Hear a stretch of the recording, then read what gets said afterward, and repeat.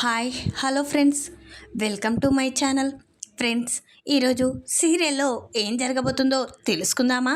ఇక స్టోరీలోకి వెళ్ళినట్లయితే మహాలక్ష్మి తన వదినని కలిసి ఎలాగైనా చక్రితో డివర్స్ తీసుకొని ఆ తర్వాత నువ్వు అనుకున్నది సాధించేలాగా నేను చేస్తానమ్మా అని హారిక అయితే మహాలక్ష్మికి చెప్తుంది. అప్పుడే మహాలక్ష్మి ఇలాగైనా నేను చక్రితో డివర్స్ తీసుకోవాలి, కానీ వాళ్ళ ఇంట్లో పరిస్థితులు అస్సలేం బాగోలేవు.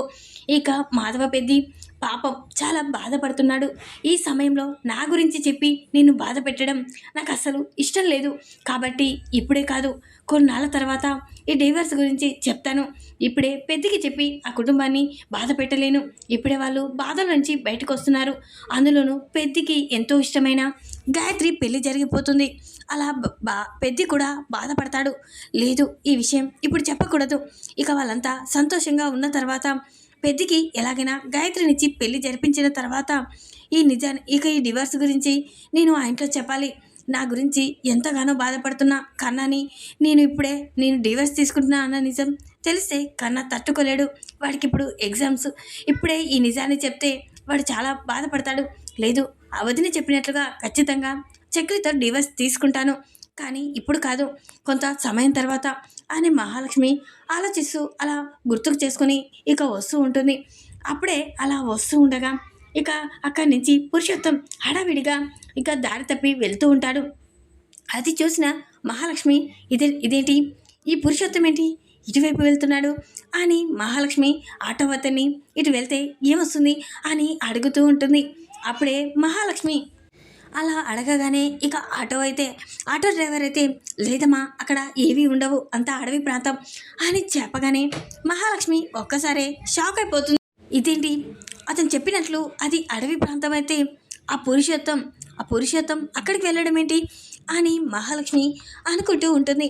అప్పుడే ఇక వెంటనే ఆటో డ్రైవర్ని మీరు అటువైపు ఒకసారి ఆటో తీసుకువెళ్తారా అని అనగానే వద్దమ్మా, అదంతా అడవి ప్రాంతం, వెళ్ళకూడదు అని ఆటో అతను అంటూ ఉంటాడు. అప్పుడే మహాలక్ష్మి సరే అనేసి అలానే ఆటోలో వెళ్తుంది. ఇక అక్కడికి దిగాక ఎలాగైనా మళ్ళీ ఆ ప్రాంతానికి ఎలాగైనా వెళ్ళాలి అని మహాలక్ష్మి అక్కడి నుంచి తిరిగి ఇక పురుషోత్తం వెళ్ళిన అడవి ప్రాంతానికి వెళ్తూ ఉంటుంది.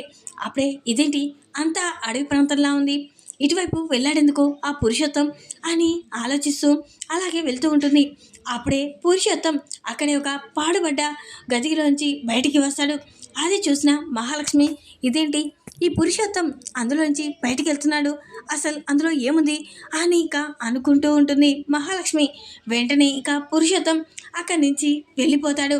ఇక వెంటనే మహాలక్ష్మి అతను వెళ్ళిపోయాడు అని అక్కడి నుంచి వెళ్ళగానే ఆ పడవబడ్డ ఇక గది దగ్గరికి వెళ్తుంది.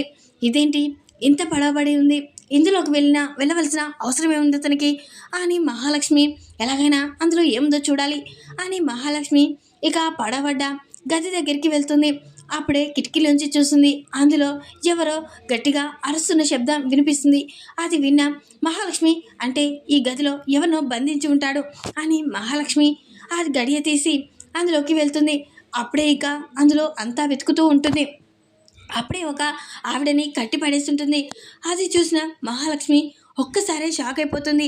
అంటే ఈ పురుషోత్తం ఈవిడని కట్టి పడేశాడు ఎందుకని అని ఇక అనుకుంటూ ఇక ఎలాగైనా తన కట్లిప్పేసి తన ద్వారా అసలు నిజమేంటో తెలుసుకోవాలి, ఆ పురుషోత్తం తన ఎందుకు ఈ విధంగా కట్టి పెట్టేశాడో ఇదంతా తెలుసుకోవాలి అని ఇక మహాలక్ష్మి అనుకుంటూ ఉంటుంది. వెంటనే మహాలక్ష్మి నెమ్మదిగా ఆవిడ దగ్గరికి వస్తుంది. అప్పుడే ఇక మహాలక్ష్మిని చూసి ఆవిడ ఒకసారి షాక్ అయిపోతుంది. అప్పుడే మహాలక్ష్మి ఆ కట్లని విప్పేసి ఎవరు మనవు, నేనెందుకు ఇక్కడ బంధించారు, అసలు ఎవరు బంధించారు అని మహాలక్ష్మి అడుగుతూ ఉంటుంది. అప్పుడే ఇక మహాలక్ష్మి అడగగానే అమ్మ, నన్ను ఆ పురుషోత్తం కొన్నాళ్ళ నుంచి బంధించాడమ్మా అని అనగానే మహాలక్ష్మి షాక్ అయిపోతుంది. అంటే నా డౌటు నిజమైంది, ఆ పురుషోత్తమే ఈవిడని ఇక్కడ బంధించాడు. ఎలాగైనా ఇక ఏదో గుండె పగిలి నిజమై ఉంటుంది, ఒక నిజాన్ని దాచిపెట్టే ఉంటాడు. అందుకనే ఈవిడని ఇక్కడ దాచిపెట్టుంటాడు అని మహాలక్ష్మి అనుకుంటూ ఉంటుంది. అప్పుడే అయినా ఆ పురుషోత్తంకి నీకు సంబంధం ఏంటి, ఆ పురుషోత్తం నేను ఇక్కడ బంధించడం ఏంటి అని మహాలక్ష్మి అనగానే అప్పుడే ఇక అక్కడున్న లక్ష్మి అమ్మ ఆ పురుషోత్తానికి డబ్బు పిచ్చి, వాడు డబ్బు కోసం ఇక నన్ను చంపానని, ఆ తర్వాత నా ఆస్తిని అంతా తన పేరిట చేసుకొని నన్ను చంపానని, ఇక నా భర్తని అంతకుని చేసి నా భర్త నిజంగానే హత్య చేశాడని, అతన్ని ఒక పిచ్చివాడిని చేసి ఒక తాగుబోతుని చేసి ఈరోజు ఇక అందరూ ఊరు మొత్తం నన్ను చంపేసింది నా భర్త అని ఇక క్రియేట్ చేసి నన్ను ఈరోజు ఇక్కడ బంధించడమ్మా. నేను గనుక బయటికి వస్తే ఇక అతని గురించి నిజాన్ని బయట పెడతానని నన్ను ఇక్కడ బంధించాడు. కానీ నేను పేపర్లపై సైన్ పెట్టలేదు, అందుకనే ఆ సైన్ పెట్టేంత వరకు నన్ను ఇక్కడ బంధించి ఆ తర్వాత ఆ సంతకం ఏదో తన పేరిట చేసుకున్నాక నన్ను చంపేస్తానని చెప్తున్నాడు. నేను చావనైనా చేస్తాను, కానీ నేను ఆ పేపర్లపై సంతకాలు చేయను. ఆ ఆస్తి మొత్తం నా పిల్లలకే ఉండాలి. అందుకనే నేను ఇక వాడితో పోరాడుతున్నాను. కానీ ఇక నేను ఆ సంతకం చేయలేనమ్మా. అందుకే వాడు నన్ను ప్రాణాలతో వదిలిపెడుతున్నాడు. కానీ నేను బయటికి వస్తే వాని గుట్టు బయటపడుతుందని వాడు ఈ విధంగా బంధించాడమ్మా అని మహాలక్ష్మికి ఇక లక్ష్మి చెప్పగానే అప్పుడే మహాలక్ష్మి షాక్ అయిపోతుంది. అయినా నువ్వు అతనికి ఏమవుతావు అని మహాలక్ష్మి అడుగుతూ ఉంటుంది లక్ష్మినైతే. అప్పుడే ఇక వాడు ఎవరో కాదు, మా ఆడపడుచు భర్త, తను మా ఆడపడుచు భర్త అని చెప్పగానే మహాలక్ష్మి ఒక్కసారి షాక్ అయిపోతుంది. ఏంటి, అతను మీ ఆడపడుచు భర్తనా? అంటే మీ ఆడపడుచు తాయారా అని మహాలక్ష్మి అంటూ ఉంటుంది. అప్పుడే మహాలక్ష్మి మాటలు విన్న లక్ష్మి అయితే ఒక్కసారి షాక్ అయిపోతుంది. ఏంటమ్మా, వాడు నీకు తెలుసా? నా ఆడపడుచు పేరు తాయారు అని అనగానే, అంటే మీ ఆడపడుచు తాయారా అని ఇక నువ్వు అని అంటూ ఉంటుంది మహాలక్ష్మి అయితే. అవునమ్మా, నేను నారాయణ భార్యని. నారాయణ ఏ తప్పు చేయకపోయినా తన భార్యను చంపేసిన నింద అతనిపై వేశాడు. ఇప్పుడు నన్ను ఇలా కిడ్నాప్ చేసి నా ఆస్తిని తొందరగా తన పేరిట చేసుకున్నాక నన్ను చంపేద్దామని ఎదురు చూస్తున్నాడమ్మా ఆ పురుషోత్తం అని అనగానే మహాలక్ష్మి షాక్ అయిపోతుంది. అంటే చక్రి, పెద్ది, ఇక మా కన్నా అందరూ నీ పిల్లలా అని అంటూ ఉంటుంది. అప్పుడే ఇక అవునమ్మా, వాళ్ళంతా నీకెలా తెలుసమ్మా అని లక్ష్మి అంటూ ఉంటుంది. అప్పుడే ఇక మహాలక్ష్మి అయితే నాకు వాళ్ళు తెలియడం ఏంటి, నేను ఉండడమే వాళ్ళ ఇంట్లో ఉంటున్నాను అని మహాలక్ష్మి అనగానే అప్పుడే లక్ష్మి షాక్ అయిపోతుంది. అప్పుడే ఇక లక్ష్మి అయితే ఇక మహాలక్ష్మిని, అమ్మ నువ్వు ఆ ఇంట్లో ఎందుకుంటున్నావమ్మా అని అనగానే, నేను అనుకుని పరిస్థితుల్లో చక్రిని పెళ్లి చేసుకోవాల్సి వచ్చింది, అందుకని ఇప్పుడు ఆ ఇంట్లో ఉంటున్నాను అని అనగానే లక్ష్మి షాక్ అయిపోతుంది. ఏంటమ్మా, నువ్వు చక్రిని పెళ్లి చేసుకున్నావా? చక్రి అంతటి వాడయ్యాడా అని ఇక అంటూ ఉంటుంది. అప్పుడే ఇక అవునమ్మా, నేను అనుకోని పరిస్థితుల్లో చక్రిని నా మెడలో తాళి కట్టాడు, ఇప్పుడు నేను ఆ ఇంట్లోనే ఉంటున్నాను అని అనగానే, అంటే నాకు 90 కోడలివి నువ్వు అని లక్ష్మి చాలా మురిసిపోతూ ఉంటుంది. పదమ్మా, ముందుగా నిన్ను కాపాడి తీసుకువెళ్ళాలి, మళ్ళీ ఆ పురుషోత్తం వస్తే మళ్ళీ ఇక నా గురించి బయటపడుతుంది, మళ్ళీ నిన్ను బయటికి రాకుండా చేస్తాడు, పదమ్మా మనం వెళ్దాం అని లక్ష్మిని ఇక తీసుకొని వస్తూ ఉంటుంది. అప్పుడే ఇక లక్ష్మి అయితే కళ్ళు తిరిగి కింద పడిపోతుంది. అప్పుడే అక్కడి నుంచి ఆటో వెళ్తూ ఉంటుంది. వెంటనే ఆటో అని పిలుస్తూ ఉంటుంది. అప్పుడే ఇక ఆటో అతనైతే మహాలక్ష్మి దగ్గరికి వస్తాడు. అప్పుడే ఇక లక్ష్మిని తీసుకొని హాస్పిటల్కి అయితే వెళ్తుంది. అప్పుడే ఇక హాస్పిటల్లో అడ్మిట్ చేసి ఇక తర్వాత డాక్టర్ గారు ఎలా ఉందా తనకి అని అనగానే, తనకి ఏమీ కాలేదమ్మా, కానీ నీరసంతో కళ్ళు తిరిగాయి అంతే అని తను కళ్ళు తెరిసింది, చూసి మాట్లాడొచ్చు అని ఇక డాక్టర్ గారు మహాలక్ష్మికి చెప్పగానే ఇక మహాలక్ష్మి సరే అని ఇక మళ్ళీ లక్ష్మి దగ్గరికి అయితే వెళ్తుంది. అప్పుడే ఇక మీరు చెప్పవలసినవి చాలా ఉన్నాయమ్మా, ఆ పురుషోత్తం గలాంటి నిన్ను కిడ్నాప్ చేసి ఆస్తి కోసం నిన్ను కిడ్నాప్ చేసి ఇక నిన్ను చంపేశాడని నీ భర్తని ఇక నిందించేలా చేస్తున్నాడా, అందరూ నీ భర్తని ఇక అపార్థం చేసుకునేలా చేశాడు ఆ పురుషోత్తం. ఇప్పుడు ఆ పురుషోత్తం తన కూతురికి ఎంతో ఇష్టమైన పెద్దిని కాదని ఇక తను ఏదో సంబంధం తెచ్చానని తనకి పెళ్లి జరిపిస్తున్నాడు అని పెళ్ళి జరిపిస్తున్నాడు అని అనగానే లక్ష్మి షాక్ అయిపోతుంది. ఏంటమ్మా, నా నా కోడలు గాయత్రికి పెళ్లి చేస్తున్నాడా అని అనగానే, అవును, మీ కోడలు గాయత్రికి ఇష్టం లేని పెళ్లి చేస్తున్నాడు. తనకి పెద్ది అంటే ప్రాణం, పెద్దిని విడిచి ఉండలేనని తను వచ్చి పెద్దిని హక్ చేసుకొని చాలా బాధపడింది. బావా, నేను నిన్ను మాత్రమే పెళ్లి చేసుకుంటాను, నేను ఎవరిని పెళ్లి చేసుకోను అని పెద్ది దగ్గరికి వచ్చింది. కానీ వాళ్ళు పెద్దిని ఇక అపార్థం చేసుకొని పెద్దినే ఇక గాయత్రిని పట్ల అసభ్యంగా ప్రవర్తించాడని ఇక పురుషోత్తం ఇక తన భార్య తాయారు ఏమీ తెలియకుండా ఇక పెద్దినే కాకుండా ఇంట్లో ఉన్న వాళ్ళందరినీ అరెస్ట్ చేయించారు అని చెప్పగానే లక్ష్మి ఒకసారి షాక్ అయిపోతుంది. అంటే ఈ పురుషోత్తం నన్నే కాదు నా పిల్లల్ని కూడా వదిలిపెట్టడం లేదా, ఇక వదిలిపెట్టను, ఈ పురుషోత్తాన్ని వదిలిపెట్టను అని అంటూ ఉంటుంది లక్ష్మి అయితే. అప్పుడే ఇక మహాలక్ష్మి అయితే, అవునమ్మా, అసలు ఆ పురుషోత్తం ఎంతటి మూర్ఖుడో నాకు ఇప్పుడు అర్థమైంది అని అనగానే, నా కోడలు గాయత్రి చిన్నప్పటి నుంచి మాధవ్ని పెళ్లి చేసుకుంటున్నానని అనేది, మాధవ్ కూడా గాయత్రి అంటే ప్రాణం, అలాంటిది ఇక వాళ్ళిద్దరిని విడతీస్తున్నాడా ఆ పురుషోత్తం? ఆ పురుషోత్తాన్ని ఇక వదిలిపెట్టనమ్మా, వాడు ఇన్నాళ్ళుగా నా పిల్లలకి నన్ను దూరం చేశాడు, ఇప్పుడు కూడా ఇంకా ఇంకా దూరాన్ని పెంచుతూనే ఉన్నాడు, ఎప్పుడెప్పుడు నన్ను చంపాలా అని ఎదురు చూస్తున్నాడు. ఎందుకంటే నా ఆస్తి కోసం మాత్రమే నన్ను ఇంకా బ్రతికుండేలా చేశాడు అని ఇక అంటూ ఉంటుంది లక్ష్మి అయితే. అప్పుడే ఇక మహాలక్ష్మి అయితే, అంటే మీ ఆడపడుచు తాయారు కూడా అలానే ప్రవర్తిస్తుంది కదా, ప్రతిసారి పెద్ది వాళ్ళని ఏదో ఒక మాటలతో బాధ పెడుతూనే ఉంటుంది, పెద్దిని అవమానపరుస్తూనే ఉంటుంది. పెద్ది బాధపడడం నేను చూడలేను, కానీ పెద్దిని మాత్రం చాలా బాధపడేలా చేస్తుంది, ప్రతిసారి గొడవకు దిగుతుంది. అలాంటి మీ ఆడపడుచు కూడా అలా మారడం ఏంటి అని అనగానే, మా ఆడపడుచు చాలా మంచిదమ్మా, కానీ ఆ పురుషోత్తమే నా ఆడపడిచిని మా కుటుంబాన్ని అపార్థం చేసుకునేలా చేశాడు, ఇక ఆ కుటుంబం అంటే కోపం వచ్చేలా చేశాడు అని అనగానే మహాలక్ష్మి షాక్ అయిపోతుంది.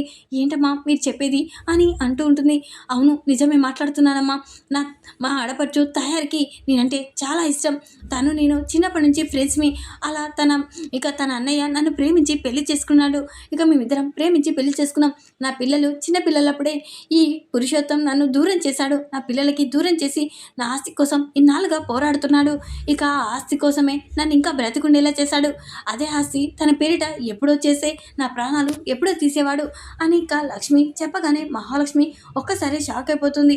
అప్పుడే ఇక ఇన్నాళ్ళుగా నువ్వు చనిపోయినావు అనుకున్న ఆ కుటుంబానికి నువ్వు బ్రతికే ఉన్నావు అన్న నిజాన్ని తెలియజేయాలి, ఇక పెద్దికి తన కన్న తల్లి బతికే ఉందన్న నిజాన్ని తెలియజేయాలి అని మహాలక్ష్మి అంటూ ఉంటుంది. అప్పుడే అంతకంటే ముందు నీ ఆడపడుచుకి నువ్వు ఇక బ్రతికే ఉన్నావో ఇక తన భర్త గురించి నిజాన్ని తెలియజేయాలి, ముందుగా నీ ఆడపడుచుని ఇక్కడికి వచ్చేలా చేస్తాను, ఆ తర్వాత గాయత్రికి ఇక పెద్దికి పెళ్లి జరిగేలా నేను చేశాను అని మహాలక్ష్మి అంటూ ఉంటుంది.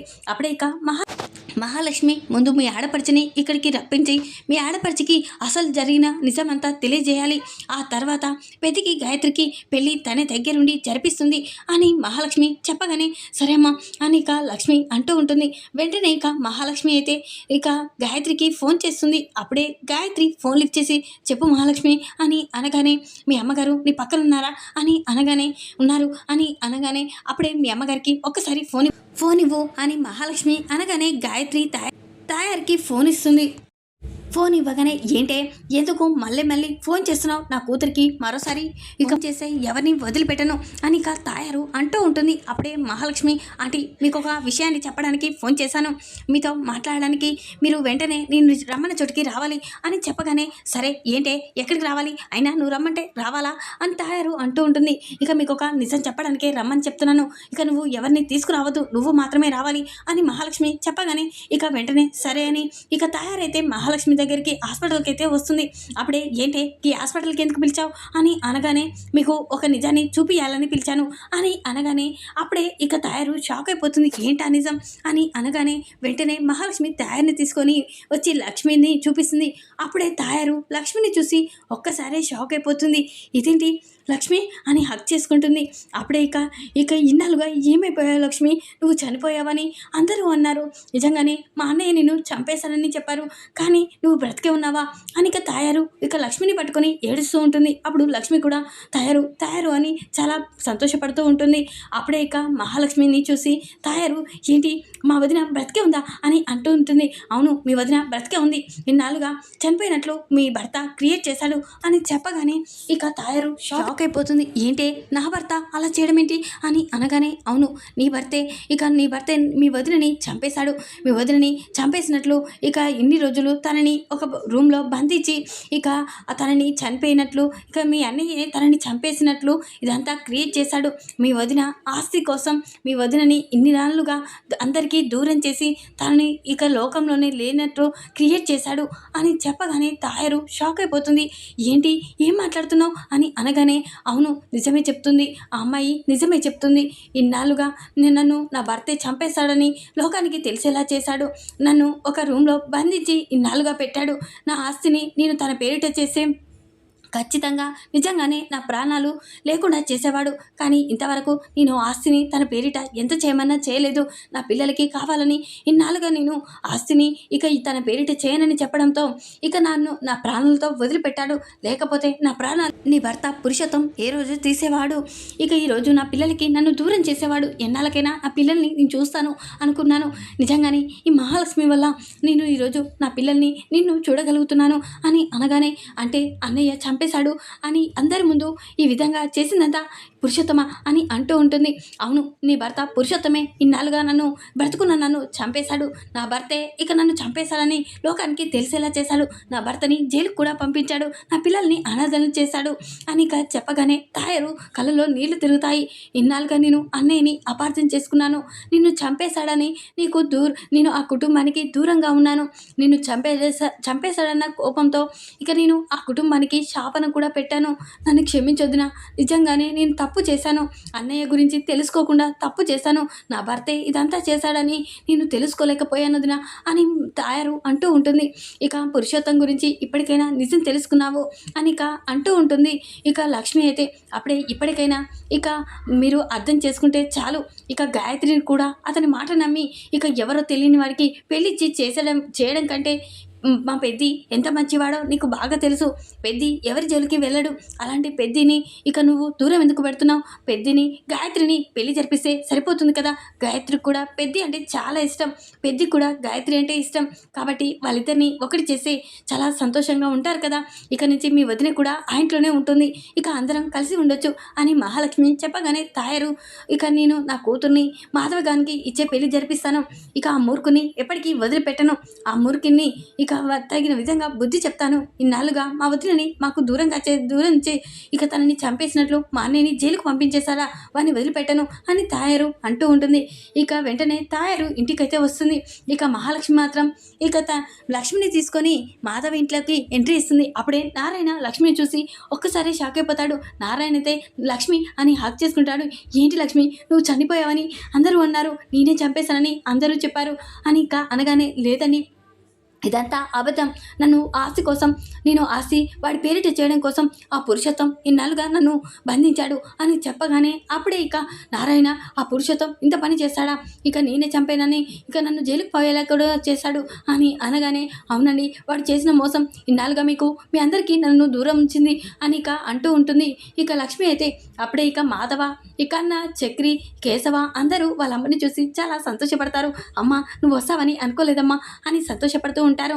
వెంటనే మహాలక్ష్మి, నీ వల్ల మేము అంతా సంతోషంగా ఉంటున్నామమ్మా. నువ్వు అడుగు పెట్టాక ఇంట్లో దీపాన్ని వెలిగించావు, మా ఇంట్లోనే దీపాన్ని వెలిగించావు, మమ్మల్ని కూడా సంతోషంగా వెలిగేలా చేశావు అని ఇక నీ రుణం ఎప్పటికీ తీర్చుకోలేమమ్మా అని ఇక అంటూ ఉంటాడు. మాధవ్ అయితే మహాలక్ష్మితో అప్పుడే ఇక తాయారు ఇంట్లోకి ఎంట్రీ ఇచ్చి, పురుషోత్తం చంప పలకొడుతుంది. ఏంటే నా మీదకి చేయలేపుతావా అని పురుషోత్తం అంటూ ఉంటాడు. చేయలేపడం కాదు, చంపేశాను. ఇన్నాళ్ళుగా మా వదినని కనిపించకుండా బంధించి మా వదినని మా అన్నయ్య చంపేశాడని మా అన్నయ్యని జైలుకు పంపించేవా? ఆస్తి కోసం ఇంత మోసం చేస్తావా? ఇక ఇన్నాళ్ళుగా మా అన్నయ్యని నేను దూరం పెట్టాను, కానీ నీలాంటి వాళ్ళని నేను ఇలా చేయడం ఏంటి అని ఇక తాయారైతే, ఇక నా కూతుర్ని నా మేనల్లుడు ఇక మాధవ్కి ఇచ్చే పెళ్లి జరిపిస్తాను, ఎవరి మాట వినను అని ఇక తాయారైతే గాయత్రిని తీసుకుని తన పుట్టింటికైతే వస్తుంది. ఇక అక్కడికి రాగానే వెంటనే ఇక గాయత్రికి మాధవ్కి పెళ్లి జరిపించి అందరూ కుటుంబం మొత్తం సంతోషంగా ఉంటారు. ఇక మహాలక్ష్మి వల్ల ఇదంతా జరిగిందని అందరూ చాలా సంతోషపడుతూ ఉంటారు. ఈ విధంగానైతే ఇక మహాలక్ష్మి ఇక లక్ష్మిని ఇంటికి తీసుకువచ్చి ఆ పురుషోత్తం నిజ స్వరూపాన్ని బయట పెడుతుంది. ఇన్నాళ్ళుగా లక్ష్మిని దూరంగా బంధించిన ఆ పురుషోత్తం నిజ స్వరూపాన్ని తెలుసుకునేలా చేసి ఆ పురుషోత్తాన్ని జీవితకాలం ఇక జైలు శిక్ష అనుభవించేలా చేస్తుంది. ఈ వీడియో కనుక మీకు నచ్చినట్లయితే లైక్ చేయండి. మరిన్ని వీడియోల కోసం ఛానల్ని సబ్స్క్రైబ్ చేసుకోండి ఫ్రెండ్స్. Thanks for watching.